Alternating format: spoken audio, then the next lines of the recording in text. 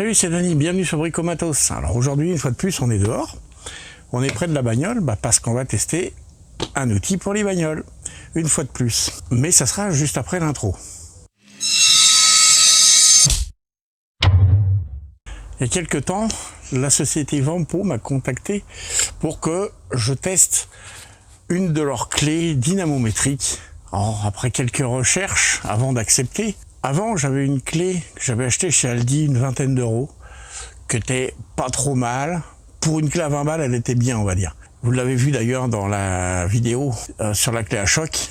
Donc je me disais, bon, j'en ai une, je vais voir si c'est intéressant d'en tester une. Et quand j'ai regardé ce qui avait été fait en vidéo sur ce sujet par plusieurs personnes, je me suis dit, ça vaut vraiment le coup parce que ça a l'air d'être du super matos. De loin, vu comme ça a une bonne gueule. Je veux voir de quoi il en retourne. Parce que là, on change de catégorie. Autant la petite chose à 20 balles que j'avais, bon, ça fait le job si tu t'en sers une fois tous les 1000 ans. Mais là, on rentre dans du matos de, je dirais, de beaucoup plus haute catégorie.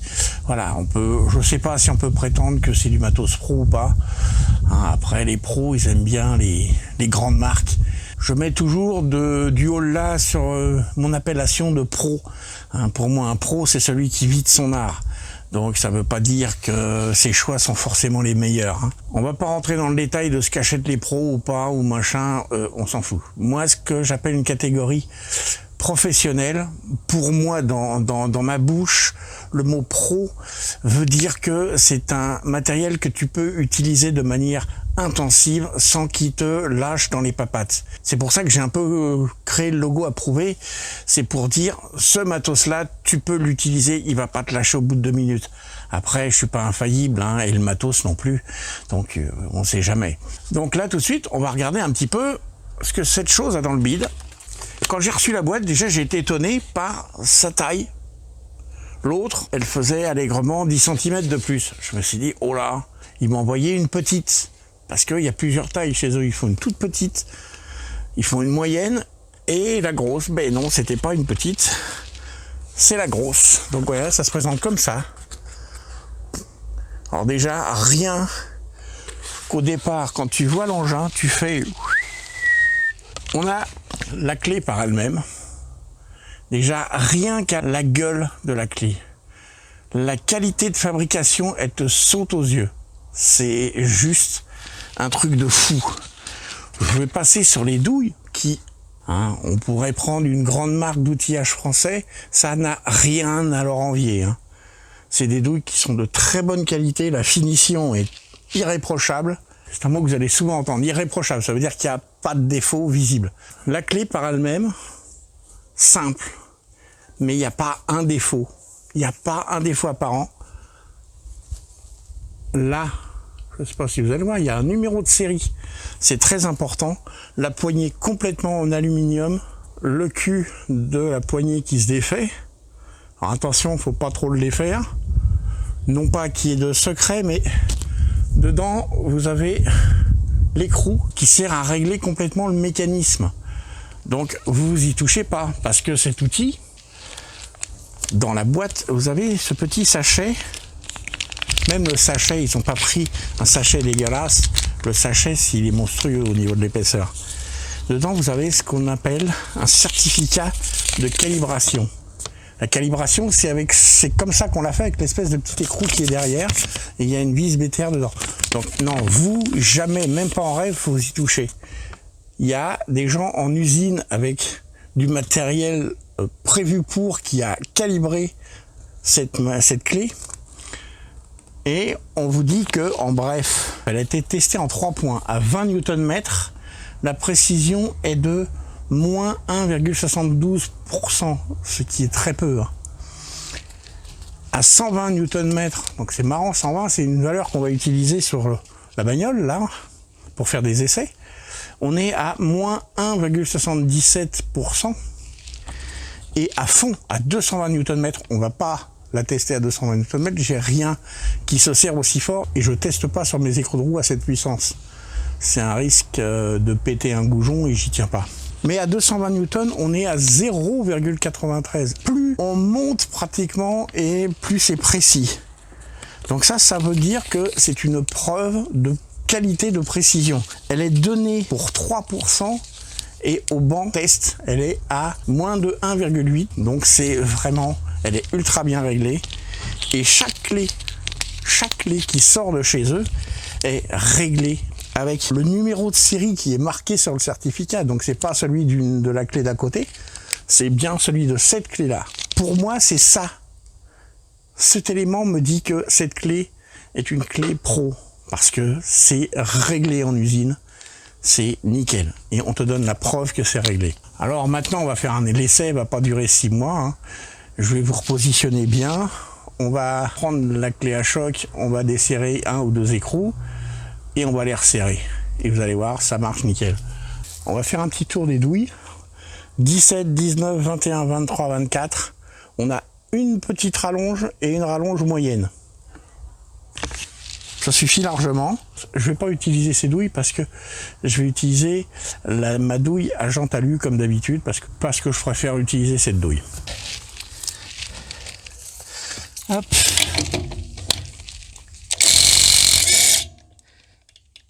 Hop.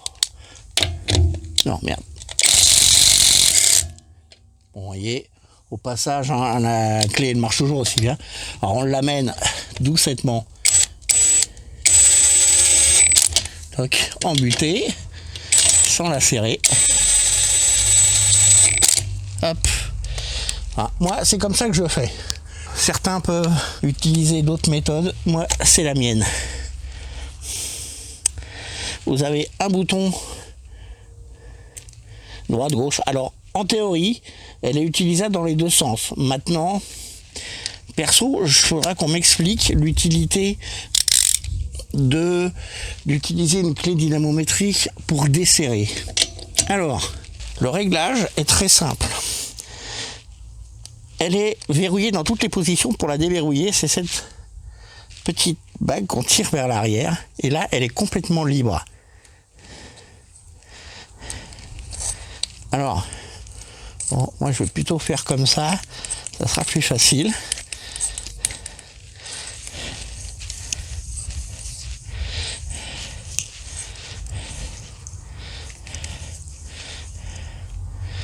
« 140, 130. Alors je vais me mettre devant le 0. Et clac. Pour chaque graduation, on a 1 Newton-mètre. Voilà, je l'éclate, regardez, clac. Et à chaque fois, la bague revient en place et vous ne pouvez plus bouger. Donc là, on était à 121 Newton-mètre, là, on est à 120. On va resserrer nos 2 écrous. Et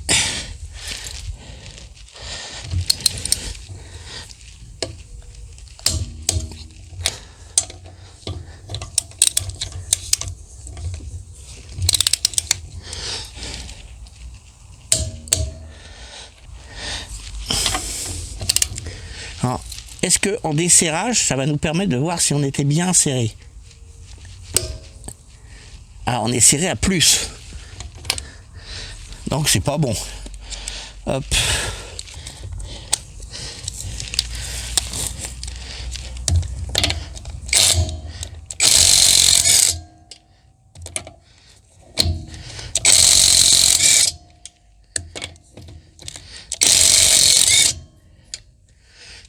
Hop.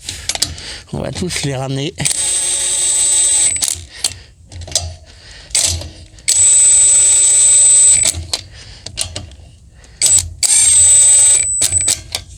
Voilà. Je veux pas donner d'à-coup plus que ça.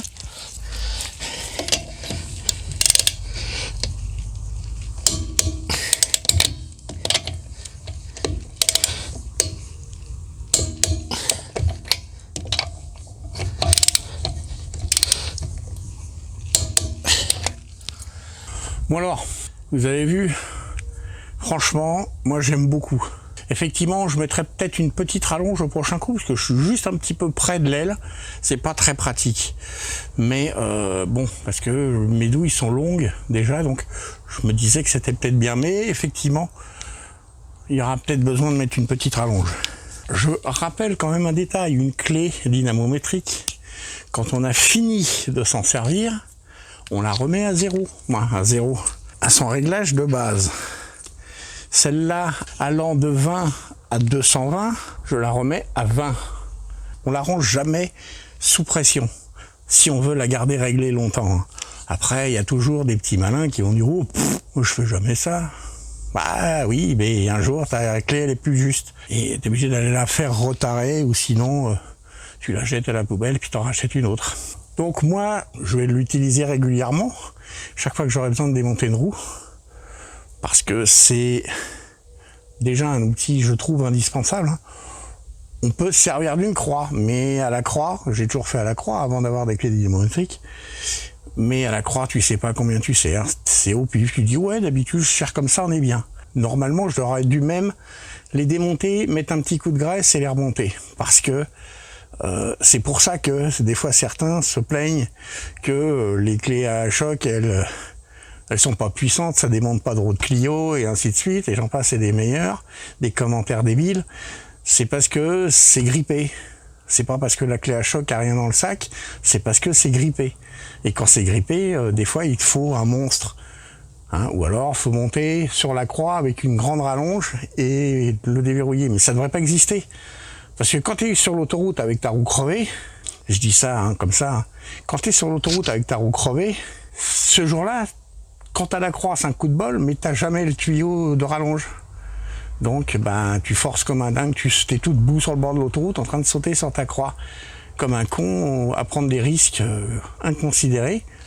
Donc on serre correctement ces roues, elles vont pas se barrer. Normalement à 120 Newton, ça se barre pas une roue. Donc on revient à notre petite clé. Ben, perso, elle répond exactement comme je pensais qu'elle allait répondre. Là, j'ai pas grugé, je m'en suis jamais servi avant, tout de suite, maintenant, là, pour faire les essais. Jusqu'à aujourd'hui, je m'étais servi de l'autre. Celle-là, non, c'est la première fois que je m'en sers. Et franchement, j'étais sceptique. L'autre faisait allègrement 10 cm de plus. Je me disais, la longueur, faisant de la démultiplication, ça va être plus dur de serrer sur une petite clé. Non. Je sais pas pourquoi, mais celle-là, malgré ses 10 cm de moins, les 120 Newton, c'est une fleur. Et un truc que j'adore, mais vraiment, qui est incomparable, c'est la douceur de la poignée. Quand tu règles, tu sens pas qu'il y a... Plus tu tends ta clé, et plus tu as un ressort dedans, un système de ressort qui est en tension, et plus ça devient dur. Là, tu n'as même pas l'impression. Tu arrives à 120 Newton, tu t'en rends même pas compte. Le système, moi j'aime bien le système qui s'agrippe à chaque Newton que tu rajoutes, clac, un petit cran. T'es réglé, t'es sûr d'être tout le temps bien positionné. Tu peux pas la dérégler en tournant ta clé. Quand elle est réglée et que la bague est remontée, tu peux plus bouger le réglage. Ça, j'aime beaucoup. Alors certes, c'est plus cher. Franchement plus cher que celle que j'avais de chez Aldi, mais ça n'a rien à voir. C'est la différence entre un Parkside et un Festool. Comprennent ceux qui veulent. Donc ça, oui, c'est approuvé, 1000 fois approuvé. Ça, c'est du super matos. Franchement, si quelqu'un en a pas et qu'il en veut une, mais je crois que c'est à peu près 60 balles. Tu vas pas le regretter. C'est une clé que tu vas garder jusqu'au bout. Je suis super content de l'avoir testé. Et merci beaucoup à la société de m'avoir fait confiance pour cette clé. Juste un petit détail. À qui c'est destiné cette clé? Parce que je sais que c'est un truc qui revient souvent dans les commentaires. Il y en a qui me disent oui, c'est bien ton truc, mais alors, en poussant beaucoup le bouchon très loin, Maurice, on pourrait dire à tous ceux qui ont une bagnole, parce que dans l'absolu, si on était vraiment raisonnable, on serrerait tous nos roues avec ça. Alors il n'y a que ceux qui ne serrent jamais de roues chez eux, c'est pas la peine. Mais ceux qui démontent les roues de temps en temps, il faut ce genre d'instrument. Et prenez pas de la merde, parce que c'est une question de fiabilité. Et c'est de la sécurité, le serrage d'une roue un petit peu, quoi, quand même. Après, tous les passionnés de bagnole, ceux qui n'arrêtent pas de démonter, les petits garagistes, n'hésitez pas, ça c'est bien, ça suffit 1000 fois.